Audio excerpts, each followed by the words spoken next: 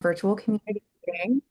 Um, as you can hear, we are going to be recording this meeting just for people who are not able to attend tonight. We will give it about 2 more minutes just to let people trickle in to make sure everyone's able to be in attendance. So give us a couple more minutes and then we'll go ahead and get started.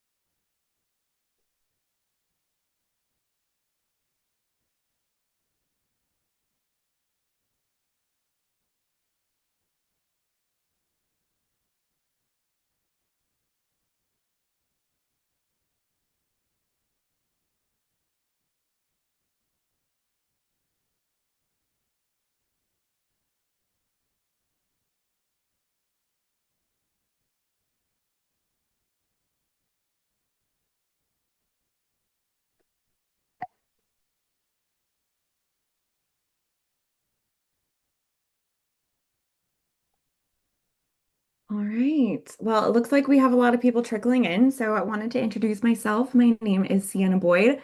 I am with Peppy Smith, and I assist the city with our communication efforts. I'm going to go ahead and turn the mic over to Mayor Olmos, who's going to say a few words and kick off our community meeting. Mayor Olmos, to you. Thank you, Sienna. Well, good evening, everyone. Welcome, and thank you so much for taking time out of your busy schedules to join us this evening.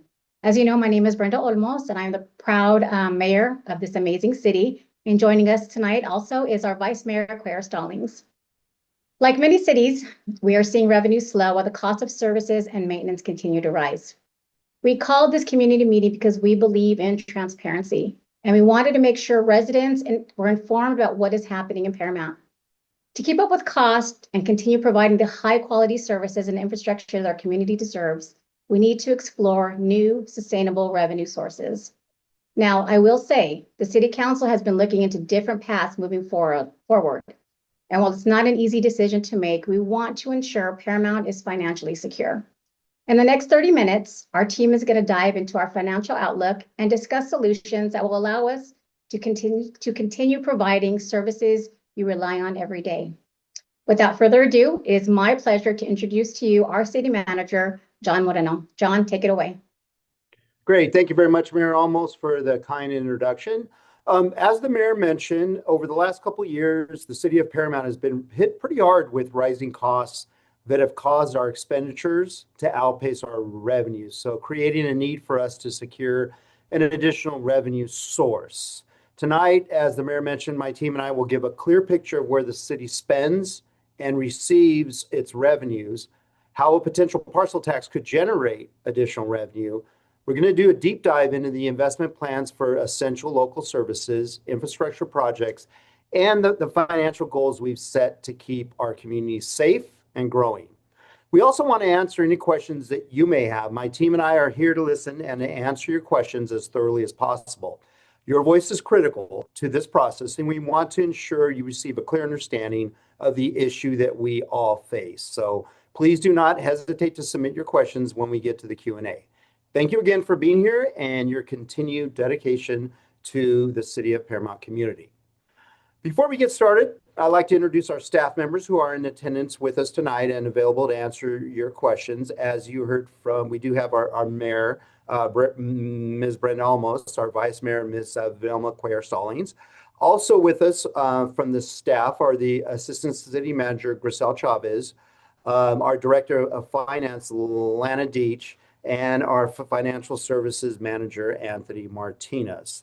And as you heard, we also have Sienna Boyd from Peppy Smith, who will be moderating the Q&A portion of the evening. Peppy Smith, just so you know, is a consulting firm that helps us with our general communications and who we are partnering with to ensure we are effectively informing you, the community.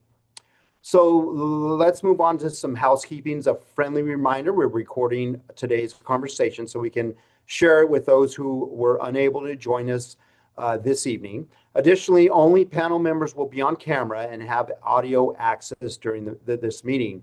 We will also be using Zoom Q&A feature for questions. To use this feature, click the Q&A icon at the bottom of your Zoom window.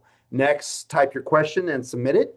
Your question will stay in the queue until one of us addresses it. We'll conclude promptly at 6 p.m., but don't worry, if we're unable to answer your question, we invite you to fill out the form found on our webpage, and we plan to follow up with that. But please note that some questions may be similar, so we may answer a version of your question that also addresses other related concerns. We will, as I said, we will be recording this meeting and we will post it on the city's website. Translated captions are also available in Spanish. To add captions for tonight's meeting, please select the arrow on the captions icon and toggle the translation option. Select My Caption Language and choose your preferred language. So moving into the agenda, today's meeting will start with a financial overview. We'll highlight the city's fiscal challenges and what we've already done as a city to prevent it, and conclude the presentation with the potential solution of the parcel tax and how it impacts the community. After this, we'll move into the Q&A. So let's start off with some background. Paramount is home to approximately 53,000 residents across a compact 4.5 square mile footprint and features a diverse mix of residential neighborhoods, commercial centers, and a robust industrial sector. To achieve operational efficiencies, economies of scale, and competitive pricing, Paramount operates as a contract city, partnering with outside agencies for things like public safety, law enforcement, park maintenance, tree trimming, and trash hauling. Once historically celebrated as Southern California's dairy and hay capital, our city has successfully modernized into a thriving community recognized for revitalization, a pro-business environment, and a strong commitment to local quality of life. Let's dive now into an overview of this city's financial situation. So Paramount receives two kinds of funds, restricted and general funds. Restricted funds are legally limited to specific purposes. The city of Paramount currently has 25 restricted funds that are funded by federal, state, and local revenues.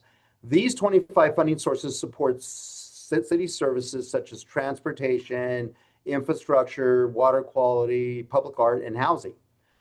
Funding levels may fluctuate from year to year, depending on grant awards and the grantor's available budget.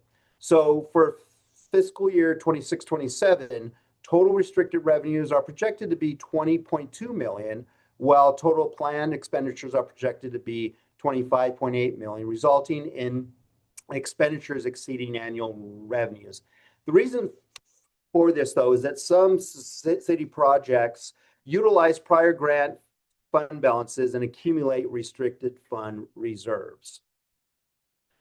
Now, moving over to the general fund, unlike the restrictions placed on the restricted fund category, the city council can program the general fund to provide essential services to the community in line with our actual mission.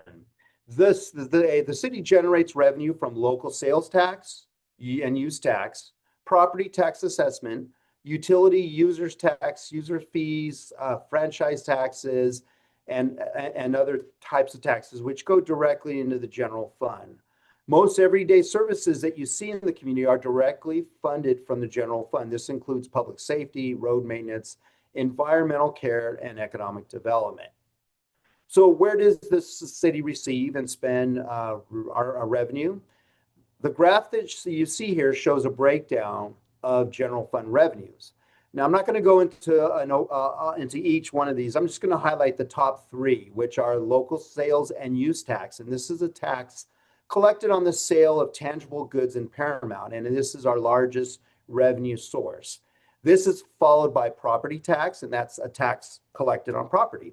Coming in third is our utility users tax, and that's a tax collected on utilities like gas and water. Now let's go into a deeper dive into the largest sources of our revenues that I just mentioned. Since it is our largest revenue channel of Paramount, let's first talk about sales tax. The sales tax rate in Paramount is 10.5%. So for every dollar that you spend in Paramount, 10.5 goes to sales tax. However, I want to make it clear that not all of this goes to Paramount, and that's very important to note. As you can see here in the slide, the state automatically takes 37%, and Los Angeles County then receives 46%. This means that the vast majority of sales tax dollars do not stay within our community to fund municipal operations. In the end, Paramount only retains 16.7% of the sales tax generated within our city, which equals to just around $1.75 for every dollar that of taxable sales. So, while Paramount's local economy generated an impressive 2.1 billion in taxable sales in 2025, producing an estimated 226 million in sales tax, the city actually took home a share was restricted to just about 18 million for our general fund. Now, another common perception is that the city generates a lot of revenue from property taxes, but Paramount has been a low property tax city compared to neighboring cities in the area, and we receive 6.7% property taxes paid, which is 0.067 cents of every $1 in property tax. So each dollar mostly goes to schools, to the county, to special districts, and not entirely to the city. The 6.7% that Paramount collects is significantly lower than cities like Long Beach, where the city of Long Beach gets 21% of the property tax payment.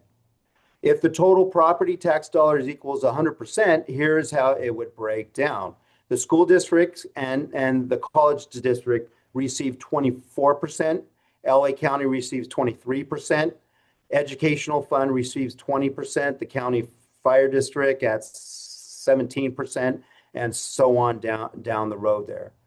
The total value of taxable property in Paramount is $5.7 billion. The estimated amount of property tax that is brought in from the properties is $57 million. However, the city of Paramount only receives $3.3 million of that. So that's important to note. Of 88 cities in LA County, 65 collect more than 0.06 cents per dollar, up to 26 cents for every dollar. Only 18 cities collect less than Paramount does, from 0.06 cents down to 0.04 cents per dollar.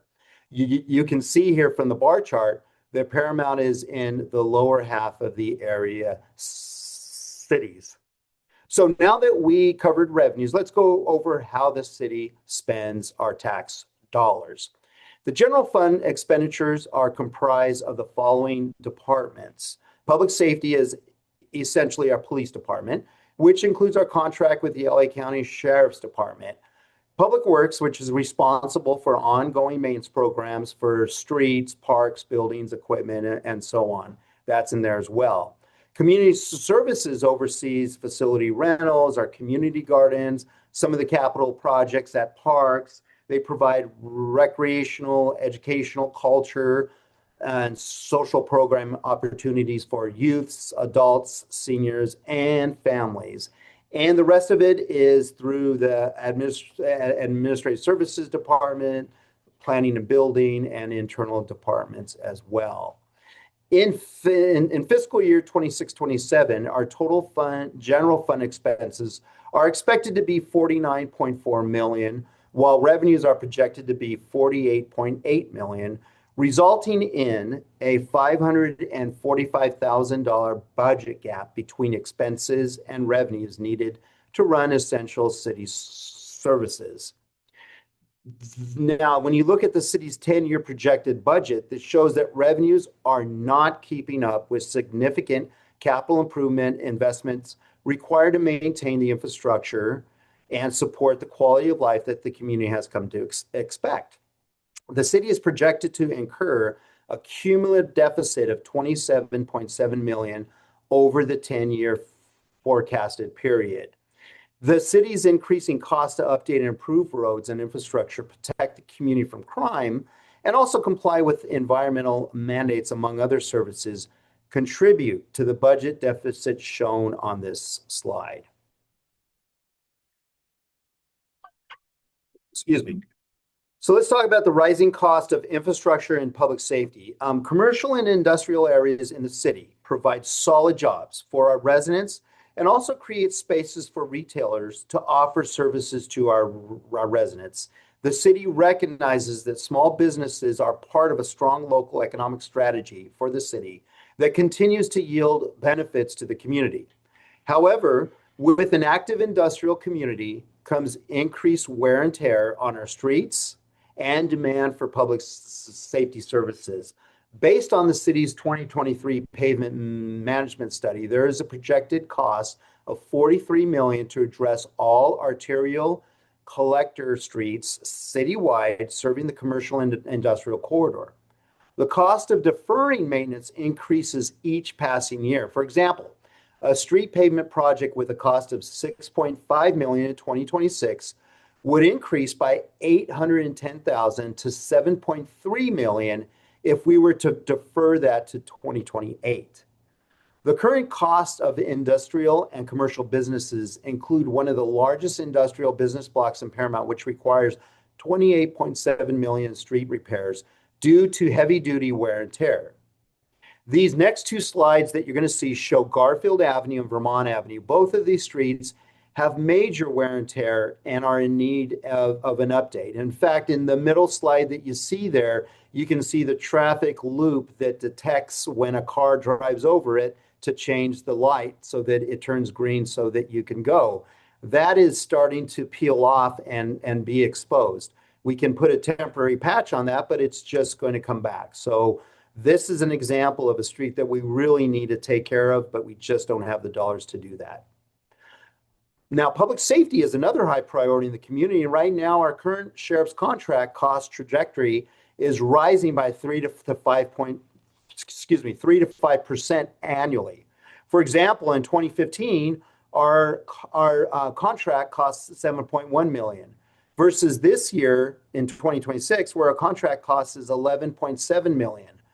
By 2035, the contract is projected to increase by approximately $4.2 million from the current year level, reaching $15.9 million.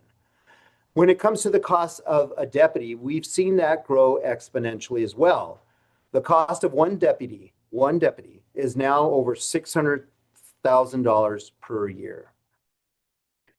Now, before we talk about possible solutions to this issue, I'd like to make clear that the city has not just stood by idly as we face this economic reality. We've taken action. The city has already made the following operational and service cuts in the last few years. We deferred maintenance on street repair and infrastructure maintenance. We've reduced citywide our operating budget by 5%. We've frozen a couple of full-time vacant staff positions. We reduced part-time employee hours. We've limited overtime. We've reviewed auto renewal on our contracts. We've reduced conference spending, and we've delayed equipment replacements. Despite all of the operational cuts, the FY 26-27 budget, as I mentioned earlier, projects a deficit, leading to a trend of city deficits over the next 10 years if we don't secure an additional stream of revenue.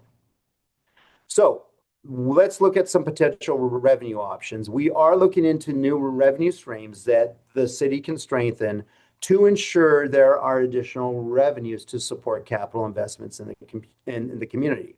One of the options we looked into was increasing the local sales tax. With the rising trend of electric cars leading to less fuel sales and the increasing rate at which residents shop online, sales tax revenue is no longer a steady and consistent stream of income. If the city were to increase the utility users tax, it would be hard for the city to predict and sustain steady revenue since this tax is highly sensitive to economic ups and downs. In November 2024, voters approved Measure LR, which increased the business license fee. We want to consider other solutions before circling back to that option. A general obligation bond, which we consider as an option, but it would increase the city's long-term debt, which we don't need. Now, we've considered a special assessment district, but there's little flexibility with that option.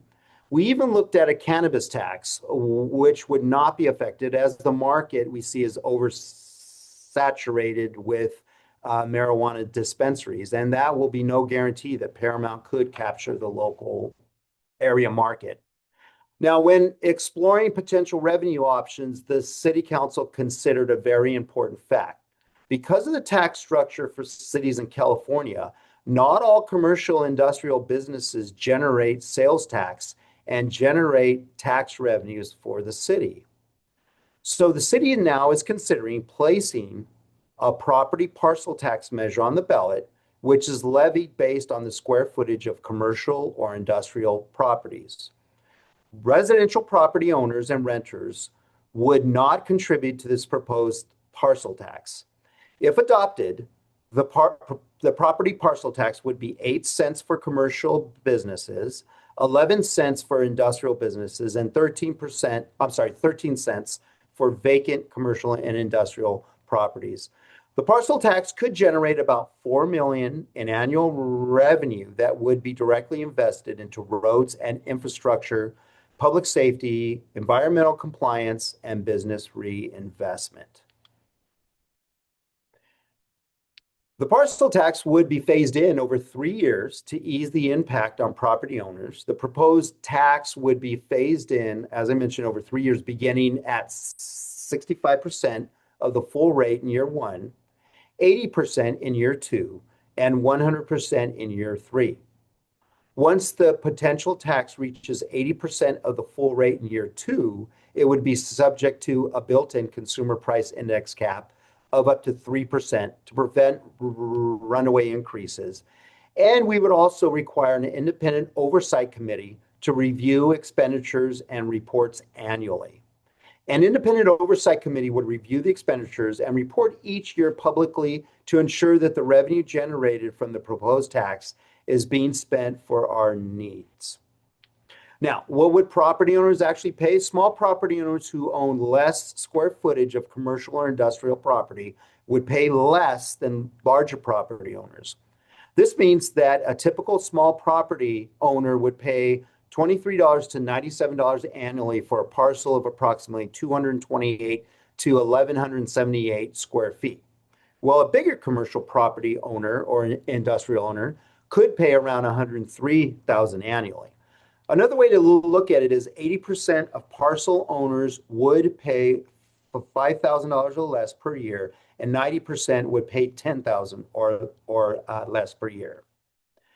Looking at other neighboring cities, other cities and surrounding areas have taken similar steps to protect their infrastructure. For example, the city of Santa Fe Springs implemented a parcel tax 2 years ago to fund road and street improvements.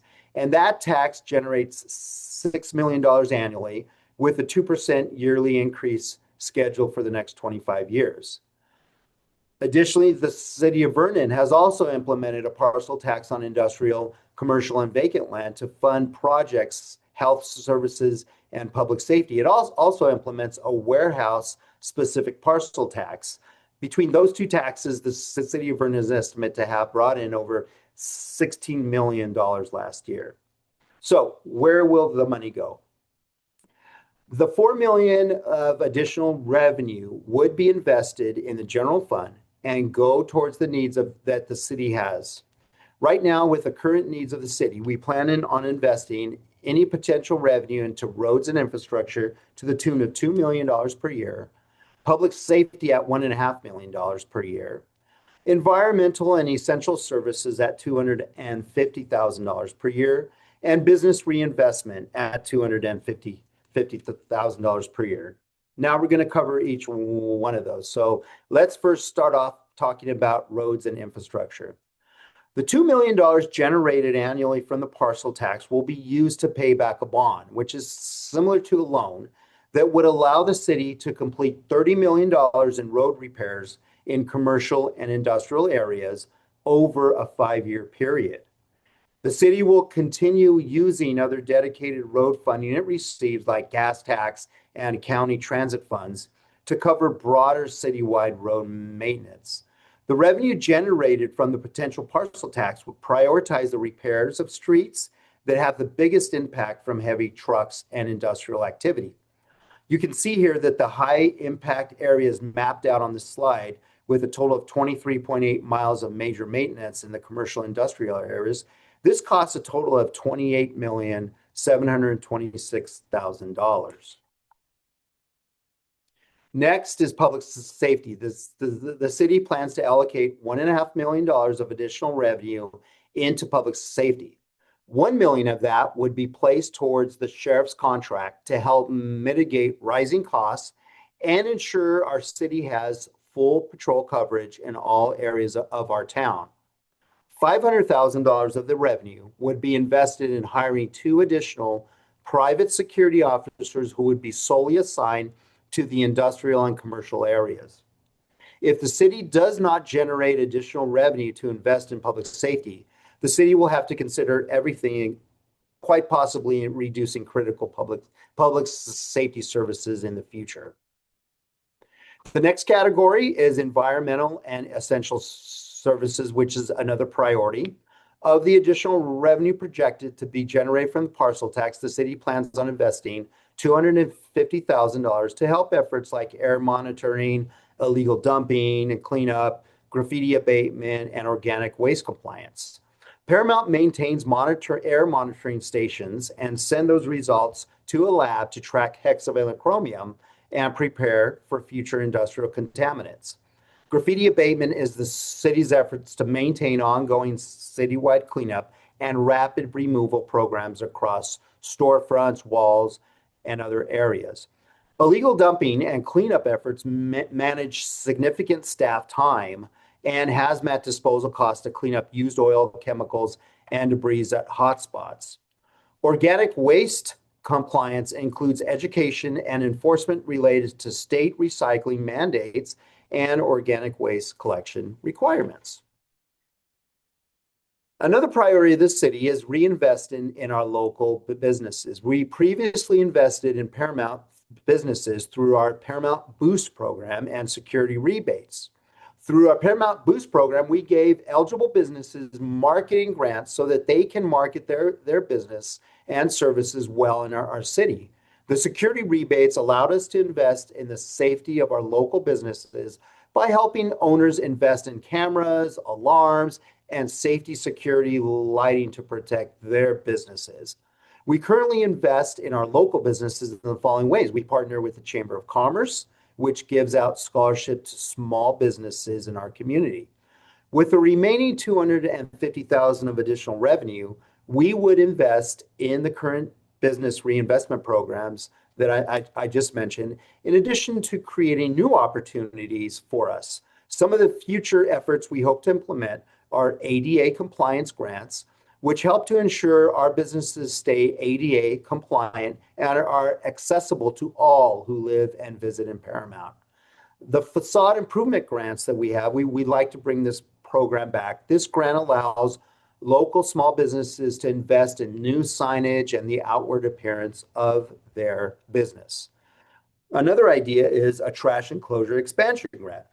This grant would ensure that all businesses have a safe space to dispose of their trash properly, which helps us take better care of the environment in Paramount. Now that we've reviewed where the funds will be directed, now let's take a look at the exact timeline and mechanics of how this proposal moves forward from where we stand today through full implementation. Community engagement. That's May through July of 2026. We are currently in our public education and outreach window. Our team is actively hosting dialogues with the Chamber of Commerce, local business owners, and community stakeholders to keep the process completely transparent and gather vital feedback. We also sent out a one-page flyer to every address in Paramount explaining our financial situation as well as the potential parcel tax option and the meeting that we're having tonight. The next step is council ordinance adoption, and that could come late July, early August. Following these collaborative outreach session, the proposal will be headed to the city council for potential ballot adoption. And that serves as our absolute deadline to officially adopt a resolution and secure a placement on the November ballot. Now, voter consideration would be then the next step, and that's in this coming November. If approved by the council, this measure will be placed, as I said, on the November 2026 ballot for voter consideration. As a dedicated property tax, the measure will require a clear two-thirds voter majority to pass. And then we get to the program rollout, which is January to July of 2027. Should voters choose to adopt the measure, the community prioritized programs that I just went over, such as our targeted business areas, safety patrols, arterial road repairs, that will officially kick off in early 2027. Because we want to address the failing road infrastructure and crime prevention immediately, the city may choose to front these startup costs using internal reserves before tax revenues are even collected. Now, the first and second installments of the parcel tax could come in December 2027 and April 2028. It is critical to note that property owners will not face an immediate out-of-pocket bill if this passes. These assessments are collected securely through the regular LA County Assessor Property Tax Bill. The first installment will not be due until December of 2027, followed by the second installment in April 2028. And just as a reminder, a final reminder regarding fairness and adjustment time, the assessment will be gradually phased in. Property owners will be responsible for paying 65% of the full rate in year one, scaling up to 80% in year two, and finally hitting the full 100% rate in year three and beyond. So now we will move into our Q&A portion of the meeting. Please submit your questions, as I mentioned at the beginning, through the Zoom's Q&A feature. And now I will turn it over to our moderator, Ms. Sienna Boyd. Hi, everyone. John, thank you so much for all that information. You did a great job covering it all. I know that was very comprehensive, so great job. I did want to remind everyone, in order to submit Q&A, there's a little Q&A box down at the bottom.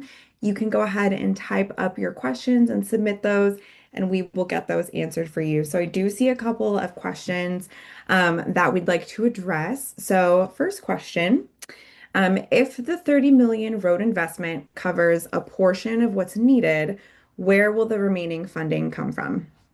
And then John, I think I'll punt that to you for the first one. Yeah, no problem. The 2 million generated annually from the parcel tax would be used to pay back a bond, similar to a loan, as I had mentioned. That will allow us to accelerate the road repairs in the commercial industrial areas. The bond will generate 30 million instantly, so we'll have that money to just go right out to bid and start construction on these projects. And then we'll continue using other dedicated road funding that we receive, like gas tax and community transit funds, to cover a broader road maintenance. So the revenue generated from the potential parcel tax, it'll prioritize the repairs of streets that have the biggest impact from heavy trucks and industrial activity. As to note, Garfield Avenue is the main thoroughfare for trucks that we would address right away. All right, thank you. All right, moving on to the next question. Can the city delay voter consideration of this parcel tax? Yeah, so that's something that we had talked about and considered, but if the city does not secure an additional stream of revenue, the financial forecast for the 10-year projects a $27.7 million budget shortfall. We also showed in the presentation how if we delay the street and road improvements, it will just increase the cost. So that's something that we wanted to avoid. And the majority of the impact to our roads is happening in the industrial area. So we have to fix these roads. We could do pothole patching as much as we can, but that just does not hold up. So there is immediate need to repair our roads and also to continue with a robust law enforcement campaign. Yeah. Yeah, that's a great point.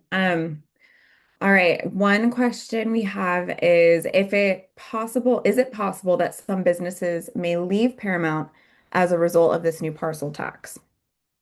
Well, we obviously don't want any businesses leaving Paramount, but we just feel that our parcel tax, our property taxes are in line or even less than what you see in other cities. So, in other words, if they were to go to Long Beach, for instance, will their taxes be higher or lower? Just don't know. Many commercial properties, many businesses are renters. They aren't property owners. So many times they could work out some type of payment with their landlords if they are responsible for paying the property taxes. But again, we really feel that our property taxes are in line, if not lower, with other neighboring cities. Yeah, and then a question that is kind of in line that piggybacks off of that is then how much would this parcel tax actually cost a property owner? So if a property owner wanted to know, okay, well, where can I figure out how much it will actually cost me? What does that look like for them? Yeah, they can easily go on to a new tool that we put on our website, and it's linked to the LA County Assessor's Portal. They plug in their address and then their land use classification and their square footage, and then it'll calculate how much that is. Now, keep in mind, year one is 65% of that cost. Year two is 80%, and then year three is 100%. So that can be found on our website. And if we could put that on the screen, if we have the ability to either put it in the chat or something, that'd be great. But if we can, it's paramountcity.gov. There it is, paramountcity.gov/budget update. And that has the link to the county assessor site and tabulate. Now, also keep in mind, as I mentioned earlier, if you don't own the property, if you're a business owner and you don't own the property, your landlord will receive the tax bill. And then it's up to the negotiated arrangement that you have with your landlord. Thanks, John. That's awesome. Um, Another question is why can't the city sell off some of the properties and use the money to fix the roads from the sale of the properties? Yeah, we actually have been doing that. If we do have any surplus land, we do look at that all the time, such as the cases on Colorado Avenue, just south of Somerset Boulevard. We own a property there. We did sell it to a housing developer, and a year later, 4 houses were built. So yes, our priority is to look at all of our vacant property and see if there's anything worthy of that. But we're not going to sell parks. We need parks. We're a park-starved community, so we will not be selling any of our facilities or parks. Well, and then going into facilities, one of the questions was why can't the city collect rent from the sheriff's department that uses a city-owned building?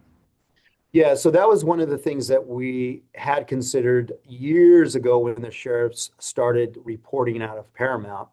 Uh, but we looked at it as an incentive to keep the sheriff's deputies that are assigned to Paramount in Paramount.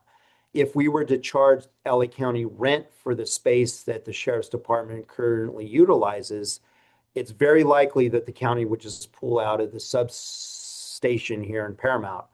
The end result of that is that the deputies would have to then report to Lakewood Station, and you would lose that patrol time that you would have if the deputies were reporting here in Paramount. It takes about 10 to 15 minutes to get to the Lakewood Station. So you would lose that. So the reason why we have them report here is efficiencies. We want to keep that. We want to keep the relationship that we've had with them for close to 30 years reporting here in Paramount. And I'm sure emergency response and public safety is a top priority for the Abs city. Yeah. Absolutely. Absolutely. Thank you. Yeah. Yeah, of course. I know one question came in that's interesting. I'd love to hear what you guys think about this one. Why are residents not paying for this? That's a Sure. question that keeps coming up. Yeah. Absolutely. That is definitely a common question that we've heard in some of the outreach that we've done. A lot of the investment, or almost all the investment that we're making, is back into the commercial and industrial areas. Residents currently pay a sales tax. And they even voted to increase that tax on themselves back in 2020. So in the council's evaluation of the different options, They felt that the parcel tax would be the most equitable at this time because many of our industrial businesses do not pay a sales tax. They're not contributing equally to the city's causes, which the city's services that we provide. And some of them do have a lot of impact to our roads. We do have one, for instance, we do have one business on Garfield Avenue that has close to 152 trucks per day going in and out of there. We don't collect a sales tax from that particular location. So that's just an example of why we feel that the parcel tax is a more equitable solution to impose the tax on commercial and industrial properties. Yeah, that's a great answer. Thank you, John. Another question we have is you mentioned a comparison of property taxes in Paramount versus Long Beach. Have we reviewed the change if Paramount gets more of its property taxes and provides our own service rather than keeping less of our taxes, but depends on outside services? Yeah, we definitely did. The first thing to look at to consider in that is that we cannot change our tax rate. We are stuck, well, we are built in, I should say, at 0.067. That's what we are. That's when the city was incorporated. By matters of Prop 13, we cannot change that. That is set in stone. Those cities that collect a larger share of property tax, like Long Beach or Downey, who collects it over 20 cents, unlike Paramount, have their own police force. So we cannot collect more in property taxes. Again, much different than parcel tax, but property tax to provide our own police force. And if we did try and build our own police force, it's much more costlier, much more costlier to have your own police department than it is to contract with the LA County Sheriff's Department. So that's why we invested our money wisely in this, the money that we have. So Yeah, absolutely. We see that as a question just across a lot of different cities is why contract, and oftentimes it saves money. right, right. That's the end of it. All right. We have another question, which I believe you may have answered in your presentation, but I think it would be wise to restate. If the parcel tax is approved, when will industrial and commercial property owners be making their first payment? Sure. Yeah, they will be making their first payment in December of 2027. And again, that would be half of the 65% amount that is owed. So that's when their first payment would be due, half of that amount. And then the second installment would be April of 2028. All right, awesome. Well, looking at our questions, it looks like we answered all of the pressing questions for tonight. So I'm going to give maybe a couple more seconds just in case anyone wanted to type in any additional questions. But I also did want to open up the floor team if there was anything that you did want to add, any closing remarks from any of the questions that may have come up tonight as well. So we'll give anyone a couple minutes to just make some notes or any comments on your end.